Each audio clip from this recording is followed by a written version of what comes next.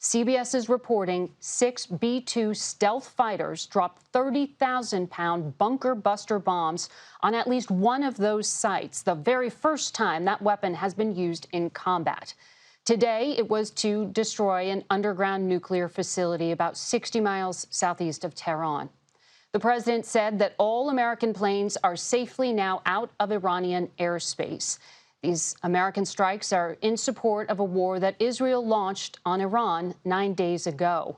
We know tonight that the Israeli prime minister has spoken to the president, thanked him, and congratulated him on the strikes. We are awaiting word now from the president of the United States himself, who is expected to address the nation from the White House. As we await him taking the podium, I want to go to our White House correspondent, Weijia Jiang. Weijia, we know that the president returned to the White House in the 5 o'clock hour, around 6 p.m. He had a national security briefing. What do we know about what was going on at that period of time? Margaret, that's right. He was in his golf club in Bedminster, New Jersey, but came back this evening, which was actually always the plan, even when he took off for that trip.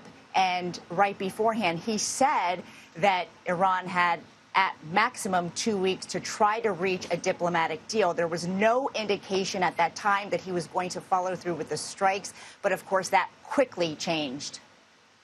We see the president now. The U.S. military carried out massive precision strikes on the 3 key nuclear facilities in the Iranian regime: Fordow, Natanz, and Esfahan.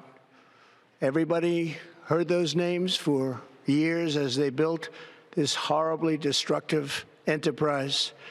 Our objective was the destruction of Iran's nuclear enrichment capacity and a stop to the nuclear threat posed by the world's #1 state sponsor of terror. Tonight, I can report to the world that the strikes were a spectacular military success.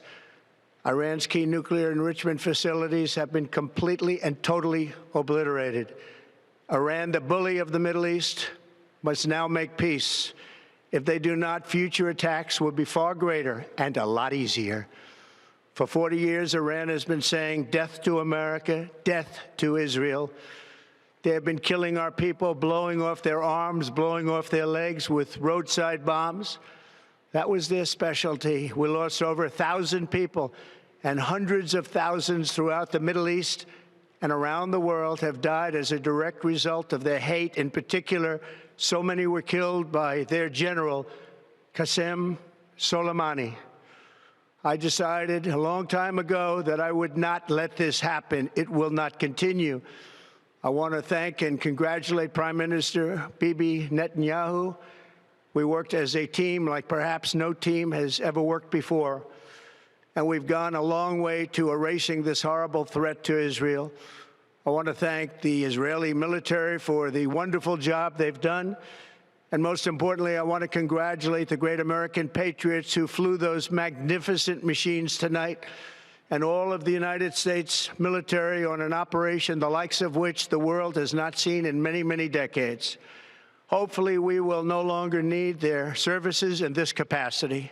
I hope that's so.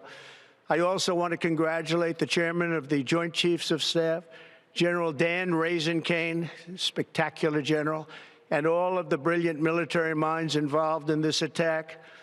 With all of that being said, this cannot continue. There will be either peace or there will be tragedy for Iran far greater than we have witnessed over the last 8 days.